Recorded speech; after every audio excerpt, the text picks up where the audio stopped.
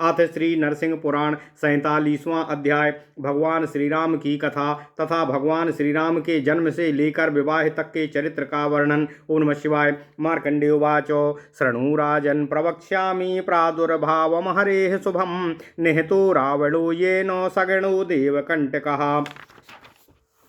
ब्रह्मणो मानसः पुत्रः पुलस्त्यो भून् महामुनि तस्य वै विश्रवा नाम पुत्रो भूतस्य राक्षसः। तस्माज्जातो महावीरो रावणो लोकरावणः तपसा महता युक्ता सा तु लोकानुपद्रवतो। सेन्द्रादेवाजितास्तेनो गन्धर्वाः किन्नरास्तथा यक्षाश्च दानवाश्चैव तेन राजन् विनिर्जिता। स्त्रियश्चैव सुरूपिण्ड्यो हृतास्तेनो दुरात्मना देवादीनां नृपश्रेष्ठो रत्नानि विविधानि च। रणे कुबेरं निर्जित्य रावणो बलदर्पितः तत्पुरीं जग्रहे लङ्कां विमानां चापि पुष्कम्। तत्पुरीं जग्रहे लङ्कां विमानां चापि पुष्पकम्। तस्यां पुर्यां दशग्रीवो राक्षसामधीपो भवतो पुत्राश्च बहवस्तैव बभूवुरमितौजसाः। राक्षसाश्च तमाश्रित्य महाबलपराक्रमाः अनेककूटयो राजन् लङ्कायां निवसन्ति ये। देवान् पितॄन् मनुष्याश्च विद्याधरगणानपि यक्षाश्चैव तथा सर्वे घातयन्ति दिवानिशम्। संत्रस्तं तद्भयादेव जगदीशच्चारा संत्रस्तं तद्भयादेव जगदासीचाचराचरम् दुःखाभिर्भूतमत्यर्थं सम्बभूवो नराधिपः। एतस्मिन्नेव काले तु देवाः सेन्द्राः महर्षयाः सिद्धा विद्याधराश्चैव गन्धर्वाः किन्नरास्तथा गुह्यका भुजगा यक्षा ये चान्ये स्वर्गवासिनः ब्रह्माण्डमग्रता कृत्वा शङ्करं च नराधिपो। ये ययुर्हता विक्रान्ताः क्षीराब्धेस्तमुत्तमम् तत्राराध्य हरिं देवास्तथु प्राञ्जलयस्तथा। ब्रह्मा च विष्णुमाराध्य गन्धपुष्पादिभिः शुभै प्राञ्जलि प्रणतो भूत्वा वासुदेवो मथास्तुवतो। ब्रह्मोवाच नमः क्षीराब्धिवासाय नागपर्यङ्कसायिने और नमः श्रीशंकर स्पृष्टो दिव्यपादाय विष्णवे। ओम नमः शिवाय। नमस्ते योग निद्राय योगान्तर्भाविताय च और तारक्षसनाय देवाय गोविंदाय नमो नमः। नमः क्षीराब्धिकल्लोल स्पृष्ट मात्राय सारंगिणे और नमोरविंदपादाय पद्मनाभाय विष्णवे। भक्तार्चित सुपादाय नमो योग प्रियाय वै शुभांगाय सुनेत्राय माधवाय नमो नमः। सुकेशाय सुनेत्राय सुललटाय चक्रिणे सुवक्त्राय सुकर्णाय श्रीधराय नमो नमः। सुवक्षसे सुनाभाय पद्मनाभाय वै नमः।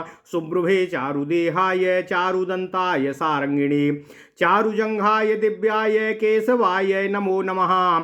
सुनखाय सुशांताय सुविद्याय गदाव्रते धर्मप्रियाय देवाय वामनाय नमो नमः। असुरघ्नाय चोग्राय रक्षोघ्नाय नमो नमः। देवानामार्तिनाशाय भीमकर्मकृते नमः। नमस्ते लोकनाथाय रावणान्तकृते नमः। मार्कण्डेय उवाच इति स्थितो ऋषिकेशास्तु सोऽस परमेष्टिना इति स्थितो ऋषिकेशस्तुतो स परमेष्ठिनाः स्वरूपं दर्शयित्वा तु पितामहमुवाचः किमर्थं तु सुरैः सार्धमागतस्त्वं पितामह यत् कार्यं ब्रूहि मे ब्रह्मन् यदर्थं संस्तुतस्त्वयाः। इत्युक्तो देवदेवेन विष्णुना प्रभविष्णुना सर्वदेवगणैः सार्धं ब्रह्मा प्राह जनार्दनं। ब्रह्मोवाच नासितं तु जगत् सर्वं रावणेन दुरात्मना सेन्द्राः पराजितास्तेन बहुशो राक्षसा विभो। राक्षसैर्भक्षिता मर्त्या यज्ञाश्चापि विदूषिता देवकन्या हतास्तेन बलाक्षतो सहस्रशाः। त्वामृते पुण्डरीकाक्ष रावणस्य वधं प्रति न समर्था यतो देवास्त्वमस्तद्वतं कुरु। ओम नमः शिवाय। इत्युक्तो ब्रह्मणा विष्णुर्ब्रह्मणादिमद्ब्रवीतो इत्युक्तो ब्रह्मणा विष्णुर्ब्रह्मणमिदं ब्रवीतो शृणुष्वावहितो ब्रह्मन् यदद्वामि हितं वचः। सूर्यवंशोद्भवः श्रीमान् राजासीत् भुवि वीर्यवान् नाम्ना दशरथख्यास्तास्तस्य पुत्रो भवाम्यहम्। रावणस्य वधार्थाय चतुर्धासेन सत्तमाः अश्वान् सैर्वानररूपेण सकला देवतागणाः। बतारयन्तां विश्वकर्तः स्यादेवं रावणक्षयाः। इत्युक्तो देवदेवेन ब्रह्मा लोकपितामहः देवाश्च ते प्रणम्याथ मेरुपृष्ठं तदावययुः। अश्वासैर्वानररूपेण अवतेरुश्च भूतले। अथा पुत्रो दशरथो मुनिर्भिर्वेदपारगैः इष्टिं तु कारयामास पुत्रप्राप्ति करिं नृपाः। ततः सौवर्णपात्रस्थं हवीरादाय पायसं बहिनी कुण्डात् समुत्तस्थो नूनं देवेन नोदितः। आदाय मुनयो मन्त्रा चक्रुपिण्डद्वयं शुभं दत्ते कौसल्याकेर्योर्धे पिण्डे मन्त्रमन्त्रितेः। ते पिण्डप्राशने काले सुमित्रायां महामते पिण्डाभ्यामल्पमल्पं तु सौभागिन्या प्रयच्छताः। ततस्ताः प्राशयामासु राज्यपत्न्यो यथाविधि पिण्डान् देवकृतान् प्रास्य प्रापुर्गर्भान् निन्दितान्। एवं विष्णुदशरथाज्जातस्तत्पत्नीषु पितृषु अश्वासैर्लोकहिताय वो चतुर्धा जगतीपते। रामश्च लक्ष्मणश्चैव भरतः शत्रुघ्न एव च जातकर्मादिकं प्राप्य संस्कारं मुनि संस्कृतं। मन्त्रपिण्डं वसाद्योगम् अप्राप्य चेरुर्यथाभिर्भकाः। और रामश्च लक्ष्मणश्चैव सह नित्यं विचेरतुः। जन्मादिकृत संस्कारी पितुः प्रीतिकरो नृपः बभ्रधाते महावीर्यो अश्रुति शब्दाति लक्षणो। भरतः कैकेयो राजन् भ्रात्रा सह गृहे वसतो वेदशास्त्राणि बुबुधे शास्त्रशास्त्रं नृपोत्तमाः। ओम नमः शिवाय। एतस्मिन्नेव काले तु विश्वामित्रो महातपाः यागेन यष्टुमारेभे विधिना मधुसूदनं। सा तु विघ्नेन यागो भूद्राक्षासैर्बहुशः पुरः नेतुं सा यागरक्षार्थं सम्प्राप्तो रामलक्ष्मणोः। विश्वामित्रो नृपश्रेष्ठो तत्पितुर्मन्दिरं शुभं दशरथस्तु तं दृष्ट्वा प्रत्युत्थाय महामती अर्घ्यपाद्यादि विधिना विश्वामित्रं पूजयतो। सा पूजितो मुनिप्राह राजानं राजसन्निधौ। शृणु राजन् दशरथाः यथार्थो महमागता तत्कार्यं नृपशार्दूल कथयामि तवाग्रताः। राक्षसैर्नाशितो यागो बहुशो मे दुरासदय यज्ञस्य रक्षणार्थं मे देहि त्वं राम लक्ष्मणो। राजा दशरथा श्रुत्वा विश्वामित्रवचो नृपा विष्णवा वदनो भूत्वा विश्वामित्रमुवाचः। बालाभ्यां मम पुत्राभ्यां किं ते कार्यं भविष्यति। अहं त्वया सहागत्य शक्त्या रक्षामि मे मखम्। राज्ञस्तु वचनं श्रुत्वा राजानं मुनिरब्रवीत रामोऽपि शक्नुते नूनं सर्वान्नाशयितुं नृपः। रामेणैव हि ते शक्त्या न त्वया राक्षसा नृपा। अतो मे देहि रामं च न चिन्तां कर्तुमर्हसि। इत्युक्तो मुनिना तेन विश्वामित्रेण धीमता तूष्णीं स्थित्वा क्षणं राजा मुनिर्वर्यमुवाचः। यद्ब्रवीमि मुनिश्रेष्ठो प्रसन्नस्त्वं निबोध मे। राजा राजीवलोचनं रामो महमदास्ये सहानुजं। किं त्वस्य जननीं ब्रह्मन् अदृष्टेनं मरिष्यति। अतोऽहं चतुरङ्गेण बलेन सहितो मुने आगत्य राक्षसान् हन्नीत्येवं मे मनसि स्थितम्। विश्वामित्र पुनः प्राह राजानामित्रमितौजसम्। नाग्यो रामो नृपश्रेष्ठो सा सर्वज्ञः समाक्षमाः अशेष नारायण वेतो तव पुत्रो न संशयाः। दुष्टानां निग्रहार्थाय शिष्टानां पालनाय च अवतीर्णो न सन्देहो ग्रहे तव नराधिपो। नामात्रा त्वया राजन् शोकः कार्योऽत्र चान्वपि निक्षेपे च महाराजो अर्पयिष्यामि ते सुतौ। इत्युक्तो दशरथस्तेन विश्वामित्रेण धीमता तच्छा भीतो मनसा नीयतामित्यभासतो। कृच्छ्रात् पित्रा विनिर्मुक्ताः राममादाय सानुजं ततः सिद्धाश्रमं राजन् सम्प्रतस्थे सा कौशिकः। तम् अप्रस्थितो मथालोक्य राजा दशरथस्तदा अनुव्रज्याब्रवीदे तदो वचो दशरथस्तदाह अपुत्रोऽहं पुरा ब्रह्मन् बहुभिः काम्यकर्मभिः अमुनि प्रासाद दधुनाः पुत्रवानस्मि सप्तमाः मनसा तद्वियोगं तु नासाक्ष्यमि विशेषता त्वमेव जानासि मुने नीत्वा शीघ्रं प्रयच्छ मे इत्येव मुक्तो राजानं विश्वामित्रो ब्रवीत् पुतः। असमाप्त यज्ञश्च पुनर्नेष्ये रामं च लक्षणं सत्यपूर्वं तु दास्यामि न चिन्तां कर्तुमर्हसि इत्युक्तः प्रेषयामास रामं लक्ष्मण संयुताः।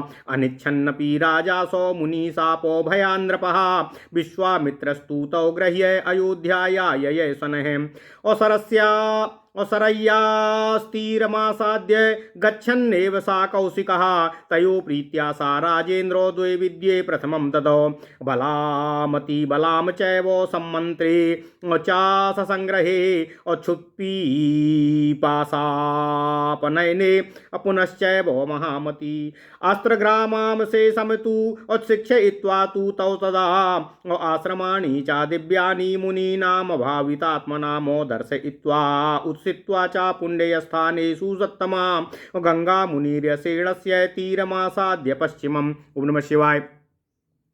मुनि धार्मिक सिद्धांश्च पश्यन्तो राम लक्ष्मणो ऋषिभ्यश्च वरान् प्राप्य तेन नीतो नृपात्मजो ताटकायां वनं घोरं मृत्योरो मुखमिवापरं गते तत्रो नृपश्रेष्ठो विश्वामित्रो महातपाः रामं क्लिष्टकर्माणामिदं वचनं ब्रवीतो राम राम महाबाहो ताटका नाम राक्षसी रावणस्य नियोगेन वसत्यस्मिन् महावने तया मनुष्या बहवो मुनिपुत्रा मृगास्तथा निहता भक्षिताश्चैव तस्मात्त्यां वधसत्तमाः इत्येव मुक्तो मुनीनां रामस्तं मुनिरब्रवीतो कथां हि स्त्रीवधं कुर्यामहमद्य महामुने स्त्रीवधे तु महापापं प्रवदन्ति मनीषिणाः इति रामवचा श्रुत्वा विश्वामित्र उवाच तं तस्यास्तु निधनाद्रामो जनाः सर्वे निराकुलाः भवन्ति सततं तस्माद्य तस्याः पुण्यप्रदो वधा इत्येवं वादिनी मुनो विश्वामित्रे निशाचरी आगता सुमहाघोरा ताटका बिभ्रतानना मुनिना प्रेरितो रामस्तां दृष्ट्वा अविव्रताननामो उद्यतैक भुजयष्टि माययीं उत्यैक भुजयष्टमि माययीतीं अश्रोणी लंबी पुरुषांत्रमेखलां ताम विलोक्य वनिता बधे घृणां पवित्रा पत्रिणा सह मुमोच राघवो शरं संधाय वेगेनो तेन तस्या उरस्थलं विपाटितं द्विधा राजन् शापपातो ममारचां घातयित्वा तु तामेवं तवानीयं मुनिस्तुतो अप्रापयामास तं तत्र जना नाना ऋषि निसेवितं और नाना द्रुमलताकीर्णं नाना पुष्पोपशोभितं और नाना निर्झरतोयाढ्यां और विन्ध्यशैलान्तरस्थितम् और शाकमूलफलोपेतं दिव्यं सिद्धाश्रमं स्वकं रक्षार्थं ताबुभौ स्थाप्य शिक्षयित्वा विशेषतः। ओम नमः शिवाय। ततश्चारब्धवानेयागम विश्वामित्रो महातपा दीक्षां प्रविष्टे चामुनो विश्वामित्रे महात्मनि यज्ञे तु वितते तत्र कर्म कुर्वन्ति ऋत्विजाः मारीचस्य सुबाहुश्च बहवाश्चान्य राक्षसाः आगता यागनाशाय रावणेन नियोजिताः तानागतान् सा विज्ञाय रामः कमललोचनाः शरेण पातयामास सुबाहुं धरणीतले असृक् प्रवाहं वर्षन्तं मारीचं भल्लकेन तु प्रताड्य नीतवानधिं यथा परिणाम तु वायुना शेषास्तु महतवान् रामो लक्ष्मणाश्च निशाचरान् रामेण रक्षितमखो विश्वामित्रो महायशाः समाप्य यागं विधिवतो पूजयामास ऋत्विवान् सदस्यानपि सम्पूज्य यथार्हं चाह्यरिन्दमम् और रामं च लक्ष्मणं चैव पूजयामास भक्तिताः ततो देवगणस्तुष्टो यज्ञभागेन सत्तमाः बबर्षो पुष्पवर्षं तु रामदेवस्य मूर्धनि निवार्य राक्षसभयम् अकारयित्वा तु तन्मखं श्रुत्वा नानाकथा पुण्या रामो भ्रातृसमन्वितः तेन नीतो विनीतात्मा अहल्या यत्र तिष्ठति व्यभिचारान् महेन्द्रेण भर्त्रां सप्तहि सा पुरः पाषाण भूता राजेन्द्र तस्य रामस्य दर्शनात् अहल्या मुक्तशापा च जगाम गौतमं प्रति विश्वामित्रस्ततस्तत्र चिन्तयामास वैक्षणं कृतदारो मया नेयो रामः कमललोचना इति संचित्य तौ गृह्य विश्वामित्रो महातपाः शिष्य परिव्रतो नेकैर्जगामो मिथिलां प्रति। ओम नमः शिवाय। नानादेशादथा याता जनकस्य निवेशनं राजपुत्रा महावीर्याः पूर्वसीताभिकाङ्क्षिणं तान् दृष्ट्वा पूजयित्वा तु जनकस्य यथार्हतः यत्सीताया समुत्पन्नम धनुर्माहेश्वरम महतो अर्चितं गंधमालाभिः और रम्य शोभा समन्विते रंगे महती विस्तीर्णे स्थापयामास तद्धनुः उवाच च नृपान् सर्वास्तदोच्चैर्जनको नृपः आकर्षणादिदं येन धनुर्भंगं नृपात्मजाः तस्येयं धर्मतो भार्या सीता सर्वाङ्गशोभना इत्येवं श्राविते तेन जनकेन महात्मना क्रमादादाय ते तत्तु सज्जैकर्तुमथा भवन् धनुषा ताडिता सर्वे क्रमात्तेन महीपते विधूय पतिता राजन् अविलज्जास्तत्र पार्थिवा तेषु भग्नेषु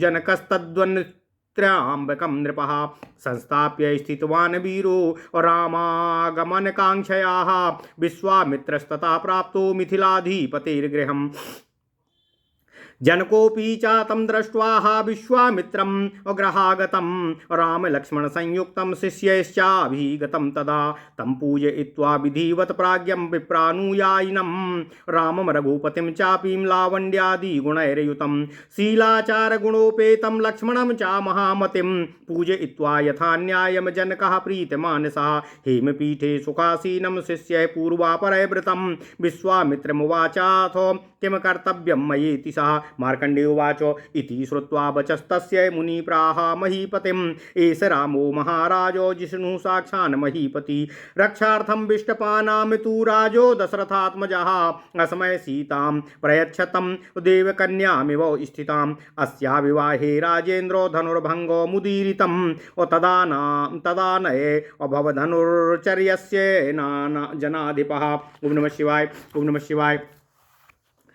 तथेत्युक्त्वा वा राजा हि भवचापं तदद्भुतम् अनेके भूभुजां भङ्गी स्थापयामास पूर्ववतो ततो दशरथसुतो विश्वामित्रेण चोदितः तेषां मध्यात् समुत्थाय रामः कमललोचनः प्रणम्य विप्रान् देवांश्च धनुरादाय दत्तदः राज्यं असज्जं कृत्वा महाबाहुर्जाघोषं करोत्तदाः आकृष्ण्यमाणं तु बलात्तेन भग्नं महाधनु सीता च मालामादाय शुभां रामस्य मूर्धनि क्षिप्त्वा संवरयामासो सर्वक्षत्रियसन्निधौ ततस्ते क्षत्रिया क्रुद्ध्वा राममासाद्य सर्वताः मुमुचुः असरजालानि गर्जयन्तो महाबला तन्निरीक्ष्य तनो रामो धनुरादाय वेगवान् जघोषो तलघोषेण कम्पयामास तान् नृपान् चिच्छेदो सरजालानि तेषां स्वास्त्रैरथांस्ततः धनूंसि च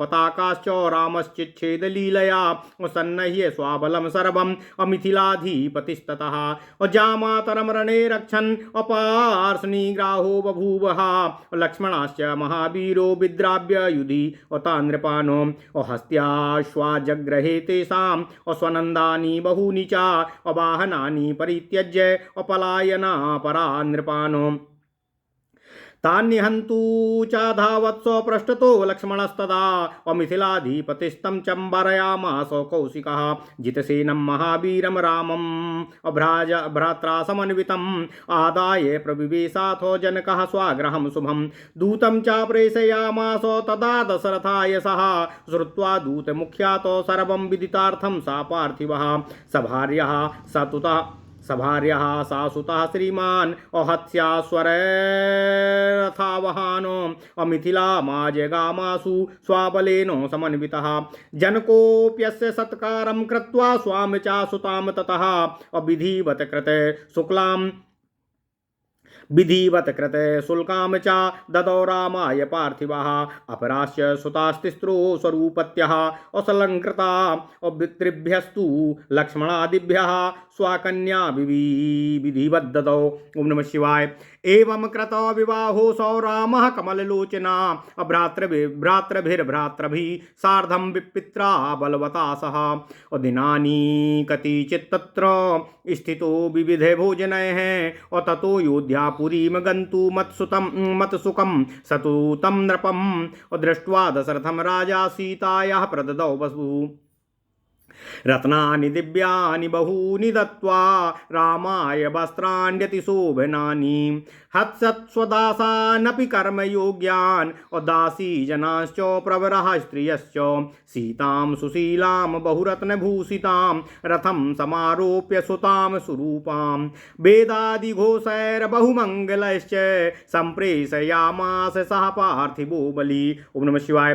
प्रेषयित्वा सुतां दिव्यां नत्वा दाशरथं नृपं विश्वामित्रं नमस्कृत्य जनकः सन्निवृत्तवान् तस्य पत्न्यो महाभागा शिक्षयित्वा सुतां ददा भर्तृभक्तिं कुरु शुभे शुश्रूणां शुश्रूरस्य च अशुश्रूणामर्पयित्वा उत्तां निवृत्त्या विशुपीपुरं ततस्तु रामं गच्छन्तो मायोध्यां प्रबलान्वितम् श्रुत्वा परशुरामो वै पन्थानं संरुरोधः तं दृष्ट्वा राजपुरुषा सर्वे ते दीनमानसाः आसीत् दशरथस्यापि दुःखशोकपरिप्लुता सभार्यः सपरिवारो भार्गवस्य भयन्नृपाः ततो ब्रवीज्जन्नान् सर्वान् राजान् चास्तुदुःखितम् वसिष्ठश्चोर्जित तपा ब्रह्मचारी महामुनि। वसिष्ठोवाच युष्याभिरत्र रामार्थं नाकार्यं दुःखमण्डवपि पित्रा न भ्रातृभिर्वापि अन्यैर्भृत्यजनैरपि अयं हि नृपते रामः साक्षात् विष्णुस्तु ते गृहे। ओम नमः शिवाय।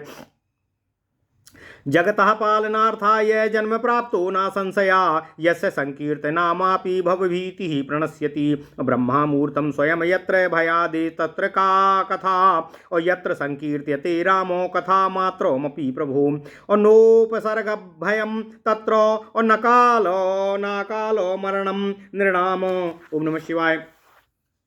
इत्युक्ते भार्गवो रामो राममाहाग्रतः स्थितम् त्यजे त्वं रामसंज्ञां तु मया वा सगरं कुरुः इत्युक्ते राघवा प्राह भार्गवं तं पथि स्थितं रामसंज्ञां कुतस्तक्षये त्वया योऽस्ये स्थितो भवा इत्युक्त्वा तं पृथक् स्थित्वा रामो राजीवलोचनः ज्याघोषो मकरो द्वीरो वैरस्यैवाग्रतस्तदा ततः परशुरामस्तो देहान्निष्क्रम्य वैष्णवम्। ओम नमः शिवाय। पश्यतां सर्वभूतानां तेजो राम सुखो विशत दृष्ट्वा तं भार्गवो रामः प्रसन्न बदनो ब्रवीत राम राम महाबाहो रामस्त्वं नात्र संशयः विष्णुरेव भवज्जातो ज्ञातोऽस्यद्य मया विभो गच्छ वीरो यथा कामं देव कार्यं च वै कुरु दुष्टानां निधनं कृत्वा अशिष्ट्याश्च परिपालय यहि त्वं स्वेच्छया रामो अहम गच्छे तवोपनम् इत्युक्त्वा पूजितस्तस्तु मुनिभावेन भार्गवाः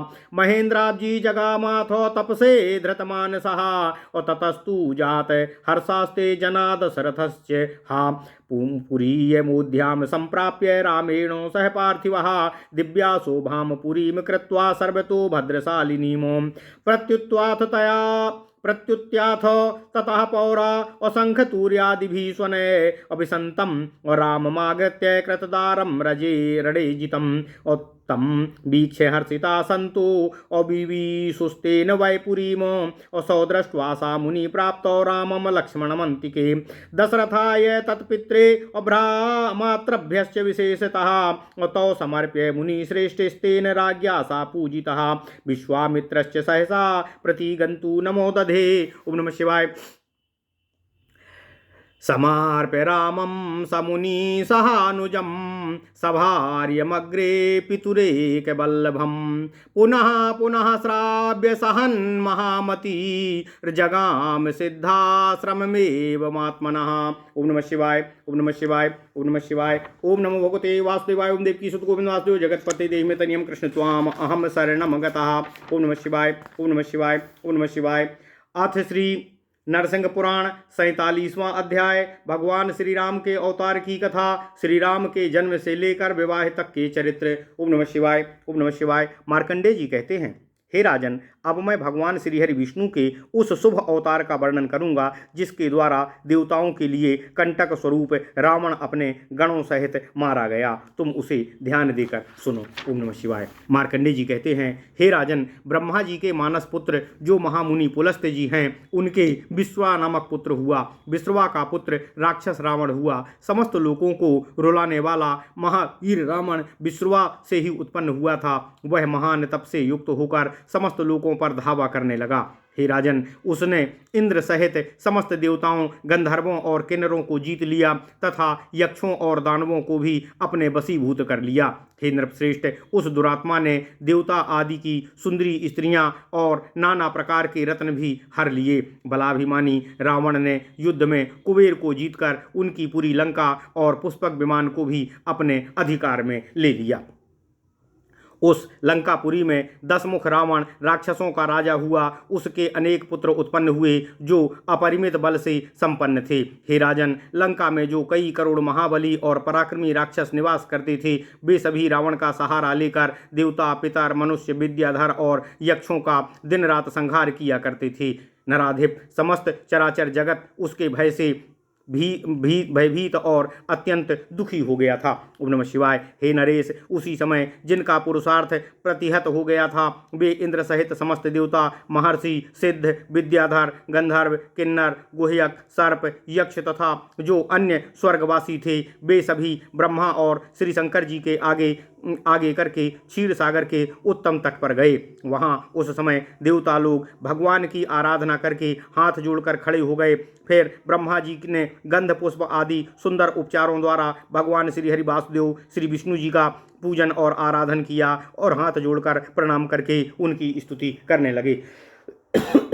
हे राजन, ब्रह्मा जी बोले, जो क्षीर सागर में निवास करते हैं, सर्प की सैया पर सोते हैं, जिनके दिव्य चरण भगवती श्री लक्ष्मी जी के कर कमलों द्वारा हमेशा सहलाए जाते हैं, उन भगवान विष्णु को हम नमस्कार करते हैं। योगी ही जिनकी निद्रा है, योग के द्वारा जिनका अंतःकरण में जिनका ध्यान किया जाता है और जो गरुड़ जी के ऊपर आसीन होते हैं, आप भगवान गोविंद को सब हम नमस्कार करते हैं। क्षीर सागर की लहरें जिनके शरीर का स्पर्श करती हैं, जो सारंग नामक धनुष धारण करते हैं, जिनके चरण कमल के समान हैं तथा जिनकी नाभि से कमल प्रकट हुआ है, उन भगवान श्री हरि विष्णु को हम नमस्कार करते हैं। जिनके सुंदर चरण भक्तों द्वारा पूजित हैं, जिन्हें योग प्रिय है तथा जिनके अंग और नेत्र सुंदर हैं, उन भगवान लक्ष्मीपति श्री हरि विष्णु को हम बारंबार नमस्कार करते हैं। जिनके केस, नेत्र, ललाट, मुख और कान बहुत ही सुंदर हैं, उन चक्रपाणी भगवान श्रीधर को हम प्रणाम करते हैं। जिनके वक्षा स्थल और नाभि मनोहर हैं, उन भगवान पद्मनाभ को हम नमस्कार करते हैं। जिनकी भौहें सुंदर, शरीर मनोहर और दांत उज्ज्वल हैं, उन भगवान सारंग धनवा को हम प्रणाम करते हैं। रुचिर पिंडलियों वाले दिव्य रूपधारी भगवान केशव को हम नमस्कार करते हैं। जो सुंदर नखों वाले, परम शांत और सद्विद्वाओं से के आश्रय हैं, उन भगवान गदाधर को हम नमस्कार करते हैं। धर्मप्रिय भगवान बामन को हम बारंबार प्रणाम करते हैं, नमस्कार करते हैं। असुर और राक्षसों के हंता उग्र नरसिंह रूपधारी भगवान श्री हरि विष्णु को हम नमस्कार करते हैं। देवताओं की पीड़ा हरने के लिए भयंकर कर्म करने वाले तथा रावण के संहारक आप भगवान जगन्नाथ को हम प्रणाम करते हैं। ओम नमः शिवाय। मार्कंडेय जी कहते हैं, ब्रह्मा जी के द्वारा इस प्रकार स्तुति किए जाने पर भगवान ऋषिकेश प्रसन्न हो गए और अपना स्वरूप प्रत्यक्ष दिखाकर वे भगवान ब्रह्मा जी से बोले, हे पितामह, तुम देवताओं के साथ किस लिए यहाँ आए हो? ब्रह्मन, जो कार्य आ पड़ा हो और जिसके लिए तुमने मेरी स्तुति की है वह बताने की कृपा करो। समस्त लोगों को उत्पन्न करने वाले भगवान श्री हरि विष्णु के द्वारा इस प्रकार प्रश्न किए जाने पर संपूर्ण देवताओं के साथ विराजमान ब्रह्मा जी ने उन जनार्दन भगवान से निवेदन किया। ब्रह्मा जी बोले, हे विभो, दुरात्मा रावण ने समस्त जगत में भीषण संहार मचा रखा है। उस राक्षस ने इंद्र सहित देवताओं को कई बार परास्त किया है। रावण के पार्श्ववर्ती राक्षसों ने असंख्य मनुष्यों को खा लिया है और उनके यज्ञों को दूषित कर दिया है। स्वयं रावण ने सैकड़ों हजारों देव कन्याओं का अपहरण किया है। हे कमल नयन,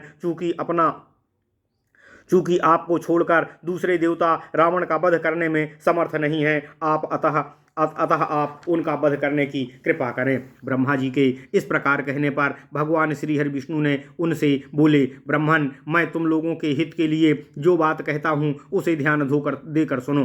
पृथ्वी पर सूर्य वंश में उत्पन्न श्रीमान दशरथ नाम से प्रसिद्ध जो महापराक्रमी राजा हैं, उन्हीं का मैं पुत्र होऊंगा। हे सत्तम, रावण का वध करने के लिए मैं अंशतः 4 स्वरूपों में प्रकट होऊंगा। विश्वस्रष्टा ब्रह्मा जी, आप सभी देवताओं को आदेश दें कि वे अपने अपने अंश से वानर रूप में अवतीर्ण हो जाएं। इस प्रकार करने से ही रावण का संहार संभव है। हे देवदेव, भगवान के यूं कहने पर लोक पितामह ब्रह्मा तथा अन्य देवता उनको प्रणाम करके मेरु शिखर पर चले गए और पृथ्वी तल पर अपने अपने अंश से वानर रूप में अवतीर्ण हो गए। इसके बाद पुत्रहीन राजा दशरथ ने वेद के पारगामी मुनियों द्वारा पुत्र की प्राप्ति वाले पुत्रेष्टि नामक यज्ञ का अनुष्ठान किया। तब भगवान की प्रेरणा से अग्निदेव स्वर्ण पात्र में रखी हुई होम की खीर हाथ में लेकर कुंड से प्रकट हुए। मुनियों ने वह खीर ले ली और मंत्र पढ़ते हुए उनके 2 सुंदर पिंड बनाए। उन्हें मंत्र से अभिमंत्रित कर उन दोनों पिंडों को कौशल्या तथा कैकेयी के हाथ में दे दिया। हे महामते, पिंड भोजन के समय उन दोनों रानियों ने दोनों पिंडों में से थोड़ा थोड़ा निकालकर सौभाग्यवती सुमित्रा को दे दिया। फिर उन तीनों रानियों ने विधि पूर्वक उन क्षीर पिंडों का भोजन किया। उन देव निर्मित पिंडों का भक्षण करने के कारण उन सभी रानियों ने उत्तम गर्भ धारण किए।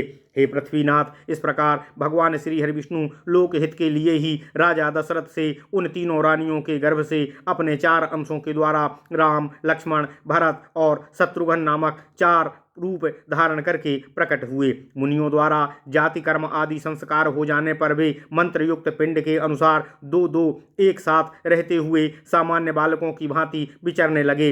इनमें राम और लक्ष्मण सदा एक साथ रहते थे। हे नरपाल, जात कर्म आदि संस्कारों से संपन्न हो वे दोनों महान शक्तिशाली भाई पिता की प्रसन्नता बढ़ाते हुए बढ़ने लगे। उनके शुभ लक्षण अश्रुतपूर्ण एवं वर्णनातीत थे। वे वेद और व्याकरण आदि शास्त्रों में पारंगत होने के शुभ लक्षण से सुशोभित थे। हे राजन, कैकेयी नंदन भरत अपने अनुज शत्रुघ्न के साथ प्रायः घर पर ही रहते थे। हे नृपोत्तम, उन्होंने वेद शास्त्र और शस्त्र विद्या भी भली भांति सीखी थी। उन्हीं दिनों महातपस्वी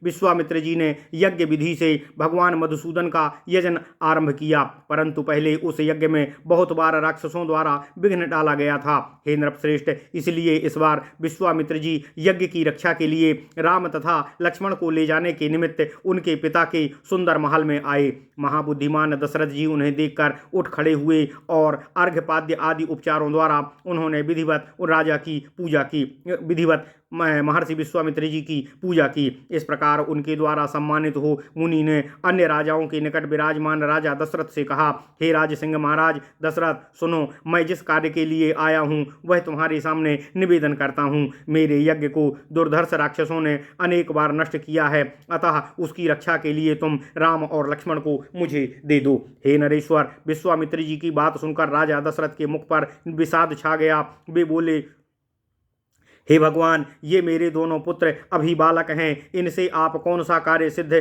कर सकते हैं? मैं स्वयं आपके साथ चलकर यथाशक्ति आपके यज्ञ की रक्षा करूंगा। राजा की बात सुनकर मुनि उनसे बोले, हे नरपाल, राम ही उन सब राक्षसों का नाश कर सकते हैं, इसमें संशय नहीं है। सच तो यह है कि राम के द्वारा ही वे राक्षस मारे जा सकते हैं, तुम्हारे द्वारा नहीं। अतः हे राजन, तुम्हें राम ही मुझे दे देना चाहिए और किसी प्रकार की चिंता नहीं करनी चाहिए। बुद्धिमान विश्वामित्र जी ने जी के द्वारा यूं कहे जाने पर राजा क्षण भर के लिए चुप हो गए और फिर उन मुनीश्वर से बोले, हे मुनिश्रेष्ठ, मैं जो कह रहा हूँ उसे आप प्रसन्नतापूर्वक सुने। मैं कमल लोचन राम को लक्ष्मण के सहित आपको दे तो देता हूँ, परंतु हे ब्राह्मण, इनकी माता इन्हें देखे बिना मर जाएगी। इसलिए हे मुने, मेरा ऐसा विचार है कि मैं स्वयं ही चतुरंगिणी सेना के साथ चलकर आप सब राक्षसों का वध करूं। ओम नमः शिवाय, ओम नमः शिवाय, ओम नमः शिवाय। विश्वामित्र जी यह सुनकर अमित तेजस्वी राजा से पुनः बोले, हे नृपश्रेष्ठ, रामचंद्र अबोध नहीं हैं, वे सर्वज्ञ, समदर्शी और परम समर्थ हैं। इसमें संशय नहीं है कि तुम्हारे ये दोनों पुत्र राम और लक्ष्मण साक्षात नारायण और शेषनाग के अवतार हैं। हे नराधिप, दुष्टों के दंड देने के लिए और सत्पुरुषों की रक्षा करने के लिए ही ये दोनों आपके घर में अवतीर्ण हुए हैं, इसमें संदेह नहीं है। हे राजन, इनकी माता तथा आपको इस विषय में थोड़ी भी चिंता नहीं करनी चाहिए। हे महाराज, ये मेरे पास आपकी धरोहर के तौर पर रहेंगे। यज्ञ पूर्ण हो जाने पर मैं इन दोनों को आपके पास वापस कर दूंगा। बुद्धिमान विश्वामित्र जी के यूं कहने पर दशरथ जी मन ही मन उनके शाप से डरते हुए बोले, हे महाराज, अच्छा है, इन्हें आप ले जाइए। हे राजन, पिता के द्वारा बड़ी कठिनाई से छोड़े गए श्री राम और लक्ष्मण को साथ ले विश्वामित्र मुनि अपने सिद्ध आश्रम की ओर प्रस्थान कर दिए। उन्हें जाते हुए देखकर उस समय राजा दशरथ कुछ दूर पीछे पीछे गए और तब मुनि इस प्रकार बोले, हे साधु श्रेष्ठ ब्राह्मण, मैं पहले दीर्घकाल तक पुत्रहीन रहा हूँ। मुनियों की कृपा से अनेक सकाम कर्म यज्ञों का अनुष्ठान करके अब पुत्रवान हो सका हूँ। अतः हे मुने, मैं मन से भी इन पुत्रों का अधिक काल तक वियोग सह नहीं सकता हूँ। यह बात आप भी जानते हैं, अतः इन्हें ले जाकर फिर यथासंभव शीघ्र ही मेरे पास पहुँचा दीजिएगा। राजा के यूं कहने पर विश्वामित्र जी ने पुनः राजा से, अपना यज्ञ समाप्त होने पर मैं पुनः श्री राम और लक्ष्मण को यहाँ ले आऊँगा तथा अपने वचन को सत्य करते हुए उन्हें वापस कर दूंगा, आप चिंता न करें। विश्वामित्र जी के इस प्रकार आश्वासन देने पर राजा ने उनके शाप की आशंका से भयभीत हो इच्छा न रहते हुए भी श्री राम और लक्ष्मण को उनके साथ भेज दिया। विश्वामित्र जी उन दोनों भाइयों को साथ ले धीरे धीरे अयोध्या से बाहर निकल गए।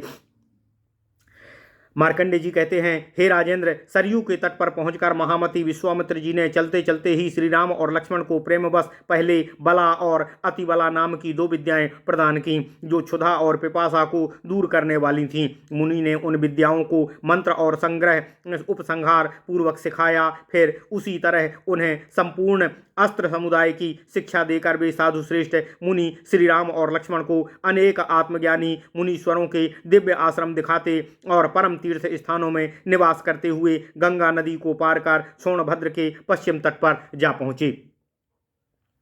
मार्ग में मुनियों, धर्मात्माओं और सिद्धों का दर्शन करते हुए तथा ऋषियों से वर प्राप्त कर राजकुमार श्री राम और लक्ष्मण विश्वामित्र जी के द्वारा उस ताड़का वन में चले ले गए, जहां जो यमराज के दूसरे मुख के समान भयंकर था। हे नृपश्रेष्ठ, वहां पहुंचकर महातपस्वी विश्वामित्र जी ने अनायास ही महान कर्म करने वाले राम से कहा, हे महाबाहो राम, इस महान वन में रावण की आज्ञा से ताड़का नाम की एक राक्षसी रहती है। उसने बहुत से मनुष्यों, मुनिपुत्रों और मृगों को मारकर अपना आहार बना लिया है। अतः हे सत्तम, तुम उसका वध करो। मुनिवर विश्वामित्र के इस प्रकार कहने पर राम ने उनसे कहा, हे महामुने, आज मैं स्त्री का वध कैसे करूं, क्योंकि बुद्धिमान लोग स्त्री वध में महान पाप को बतलाते हैं। श्री राम की यह बात सुनकर विश्वामित्र ने उनसे कहा, हे राम, उस ताड़का को मारने से सभी मनुष्य सदा के लिए निर्भय हो जाएंगे, इसलिए उसका वध करना पुण्यदायक है। मुनिवर विश्वामित्र की इस प्रकार कह ही रहे थे कि वह महाघोर राक्षसी ताड़का मुंह फैलाए वहां आ पहुंची। तब मुनिवर की प्रेरणा से भगवान राम ने उसकी ओर देखा। वह मुंह बाए आ रही थी। उसकी छड़ी सरीखी एक बाह ऊपर की ओर उठी हुई थी। कटि प्रदेश में मेखला अर्थात करधनी की जगह लिपटी हुई मनुष्य की अतड़ी लटक रही थी। इसी रूप में आती हुई उस निश्चरी को देखकर भगवान श्री राम ने स्त्री वध के प्रति होने वाली घृणा और बाण को एक साथ ही छोड़ दिया। राजन, उन्होंने धनुष पर बाण रखकर उसे बड़े वेग से छोड़ा। उस बाण ने ताड़का की छाती के 2 टुकड़े कर दिए। फिर तो वह वहीं धरती पर गिर गई और मृत्यु को प्राप्त हो गई। इस प्रकार ताड़का का वध करवाकर मुनि श्री राम और लक्ष्मण दोनों को अपने उस दिव्य सिद्ध आश्रम पर ले आए, जो बहुत दिनों से मुनियों से द्वारा सेवित था। वह आश्रम विघ्न विंध्य पर्वत की मध्यवर्तनी उपत्यका में विद्यमान था। वहां नाना प्रकार के वृक्ष और लता समूह फैले हुए थे और भांति भांति के पुण्य उसकी शोभा बढ़ा रहे थे। वह आश्रम अनेकानेक झरनों के जल से सुशोभित था तथा शाक एवं मूल फल आदि से संपन्न था। वहां उन दोनों राजकुमारों को विशेष रूप से शिक्षा देकर मुनि ने उनको यज्ञ की रक्षा के लिए नियुक्त किया। ओम नमः शिवाय, ओम नमः शिवाय, ओम नमः शिवाय। तदनंतर महान तपस्वी विश्वामित्र ने यज्ञ आरंभ किया। महात्मा विश्वामित्र ज्यों ही यज्ञ की दीक्षा में प्रविष्ट हुए, उस यज्ञ का कार्य प्रारंभ हुआ। उसमें ऋत्विजगण अपना अपना कार्य करने लगे। तब रावण के द्वारा नियुक्त मरीच, सुबाहु, अन्य बहुत से राक्षसगण यज्ञ नष्ट करने के लिए वहां आ पहुंचे। उन सबको वहां आया जान कमल नयन भगवान श्री राम ने बाण मारकर सुबाहु नामक राक्षस को तो धराशायी कर दिया। वह अपने शरीर से रक्त की वर्षा सी करने लगा। इसके बाद भल्ल नामक बाण का प्रहार करके भगवान श्री राम ने मरीच को उसी तरह समुद्र के तट फेंक दिया जैसे वायु पत्ते को उड़ाकर दूर फेंक देता है। इसके बाद श्री राम और लक्ष्मण दोनों ने मिलकर शेष सभी राक्षसों का वध कर डाला। इस प्रकार भगवान श्री रामचंद्र जी के द्वारा यज्ञ की रक्षा होती रहने से महायशस्वी ऋषि विश्वामित्र ने उस यज्ञ को विधि पूर्वक पूर्ण करके ऋत्विजों का दक्षिणा आदि से पूजन किया। शत्रु दमन उस यज्ञ से सदस्यों का भी यथोचित समादर करके विश्वामित्र जी ने श्री राम और लक्ष्मण की भी भक्ति पूर्वक पूजा एवं प्रशंसा की। सत्पुरुषों में श्रेष्ठ महाराज तदनंतर उस यज्ञ में मिले हुए भागों से संतुष्ट देवताओं ने भगवान राम के मस्तक पर पुष्पों की वर्षा की। इस प्रकार भाई लक्ष्मण के साथ विनयशील भगवान श्री रामचंद्र जी ने राक्षसों से प्राप्त भय का निवारण करके ऋषि विश्वामित्र जी का यज्ञ पूर्ण कराकर नाना प्रकार की पावन कथाएं सुनते हुए मुनि के द्वारा उस स्थान पर लाए गए जहाँ शिला बनी हुई अहल्या थी। हे राजेंद्र, पूर्व काल में इंद्र के साथ व्यभिचार करने से अपने पति गौतम का शाप प्राप्त कर अहल्या पत्थर की हो गई थी। उस समय राम का दर्शन पाते ही वह शाप से मुक्त हो पुनः अपने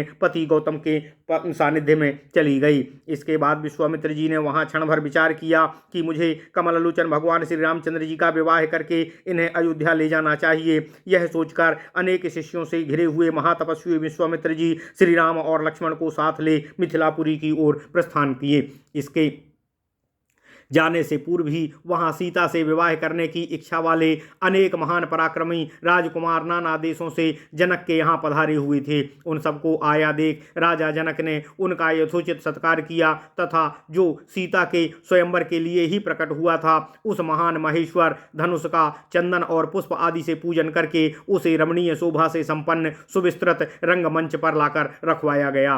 तब राजा जनक ने वहां पधारे हुए उन समस्त राजाओं के प्रति उच्च स्वर से कहा, हे राजकुमारों, जिसके खींचने से यह धनुष टूट जाएगा वह सर्वांग सुंदरी सीता उसी की धर्मपत्नी हो सकती है। महात्मा जनक के द्वारा ऐसी बात सुनाई जाने पर नरेशगण क्रमशः उस धनुष को लेकर चढ़ाने का प्रयत्न करने लगे, परंतु बारी बारी से उस धनुष द्वारा ही झटके खाकर कांपते हुए वे दूर गिर जाते थे।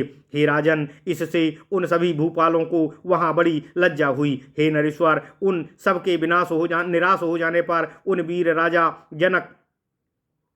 वीर राजा जनक उस शिव धनुष को यथास्थान रखवाकर श्री राम के आगमन की प्रतीक्षा में वहां ही ठहरे। इतने में ही विश्वामित्र जी मिथिला नरेश के राजभवन में आ पहुंचे। जनक ने श्री राम लक्ष्मण तथा शिष्यों से युक्त विश्वामित्र जी को अपने भवन में आया देख उस समय उनकी विधिवत पूजा की। फिर ब्राह्मण का अनुसरण करने वाले तथा लावण्य आदि गुणों से लक्षित रघुवंशनाथ बुद्धिमान श्री राम एवं शील सदाचार आदि गुणों से युक्त महामती लक्ष्मण का भी यथायोग्य पूजन कर के जनक जी मन ही मन बहुत प्रसन्न हुए। तत्पश्चात सोने के सिंहासन पर सुखपूर्वक बैठकर छोटे बड़े शिष्यों से घिरे हुए मुनिवर विश्वामित्र से बोले, हे भगवान, अब मुझे क्या करना चाहिए? मार्कंडेय जी कहते हैं, राजा जनक की यह बात सुनकर मुनि ने उनसे कहा, हे महाराज, ये राजा राम साक्षात भगवान विष्णु के अवतार हैं। तीनों लोकों की रक्षा के लिए दशरथ के पुत्र रूप में प्रकट हुए हैं। अतः देवकन्या के समान सुशोभित होने वाली सीता का ब्याह तुम इन्हीं के साथ कर दो। परंतु हे राजेंद्र नराधिप, तुमने सीता के विवाह में धनुष तोड़ने की शर्त रखी है, अतः अब उस शिव धनुष को लाकर यहाँ उसकी अर्चना करो। ओम नमः शिवाय, ओम नमः शिवाय। तब बहुत अच्छा कहकर राजा ने अनेक भूपालों का मान भंग करने वाले उस अद्भुत शिव धनुष को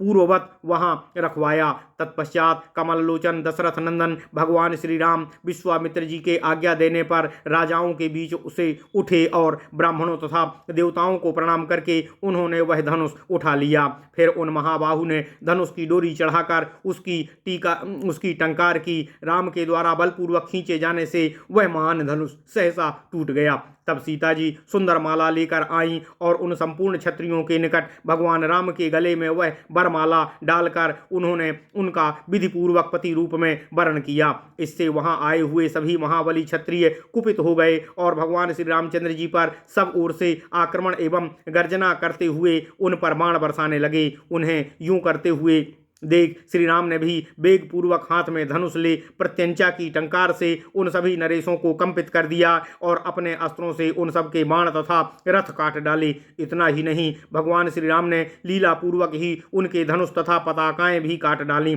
तदनंतर मिथिला नरेश भी अपनी सारी सेना लेकर तैयार हुए और संग्राम में जमाता श्री राम की रक्षा करते हुए उनके पृष्ठपोषक हो गए। इधर महावीर लक्ष्मण ने भी युद्ध में उन राजाओं को मार भगाया तथा उनके हाथी घोड़े और बहुत से रथ अपने अधिकार में कर लिए। अपने वाहन छोड़कर भागे जाते हुए उन राजाओं को मार डालने के लिए लक्ष्मण उनके पीछे दौड़े। तब उन्हें मिथिला नरेश जनक और विश्वामित्र ने रोका। ओम नमः शिवाय। राजाओं की सेना पर विजय पाए हुए महावीर श्री राम को लक्ष्मण सहित साथ ले राजा जनक ने अपने सुंदर भवन में प्रवेश किया। उसी समय उन्होंने राजा दशरथ के पास एक दूत भेजा।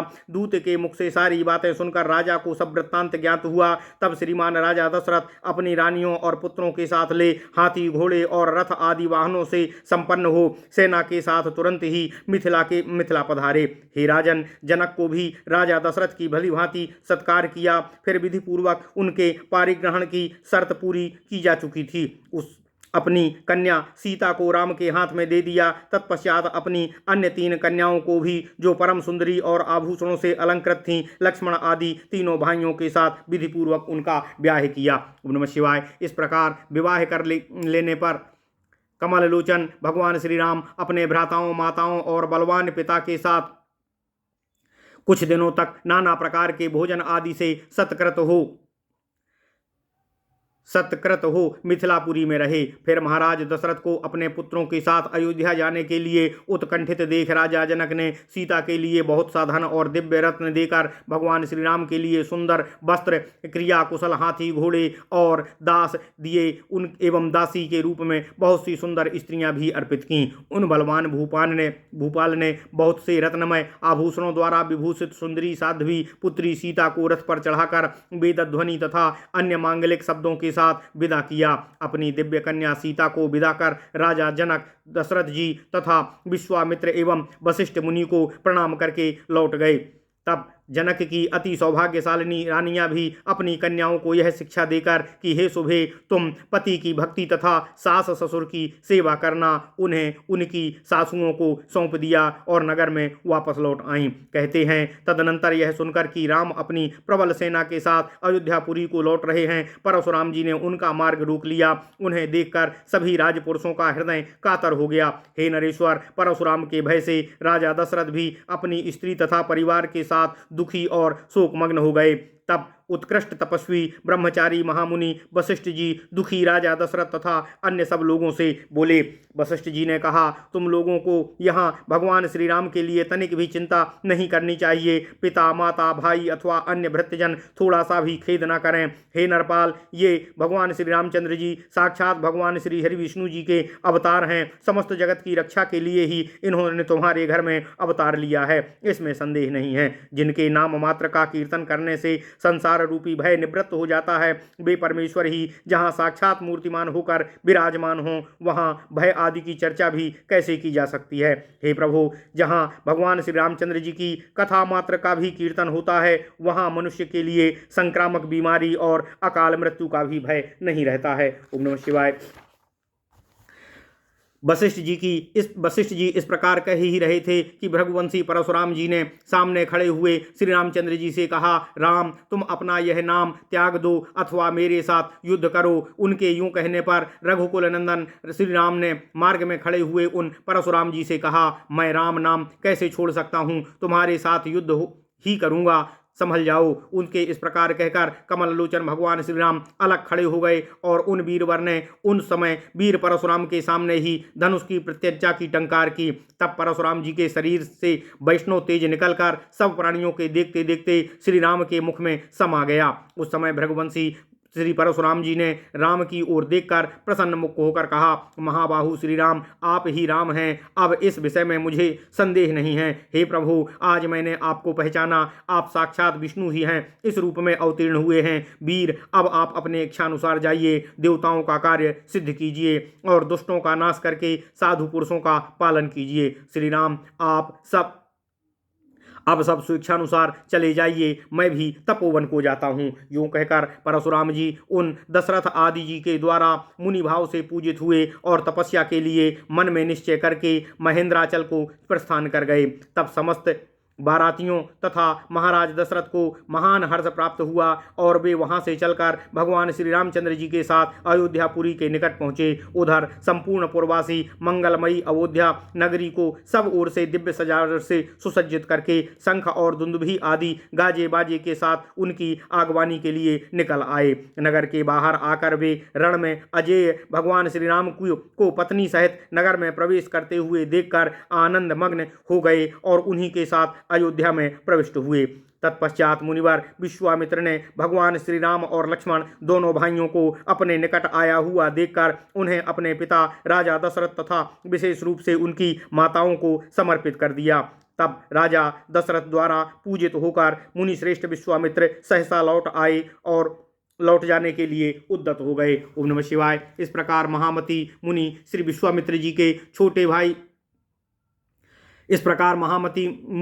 विश्वामित्र जी ने छोटे भाई लक्ष्मण तथा भार्या सीता के साथ श्री रामचंद्र जी को अपने पिता को एकांत प्रिय थे समर्पित कर दिया और उनके समक्ष बारंबार उनका गुणगान करके हंसते हुए वे अपने श्रेष्ठ सिद्धाश्रम को प्रस्थान कर गए। ओम नमः शिवाय, ओम नमः शिवाय, ओम नमः शिवाय। इति श्री नरसिंह पुराणे राम प्रादुर्भावे सप्तचत्वारिंशो अध्यायः। इस प्रकार श्री नरसिंह पुराण में रामावतार विषयक 47वां अध्याय पूर्ण हुआ। ओम नमः शिवाय, ओम नमः शिवाय, ओम नमः शिवाय।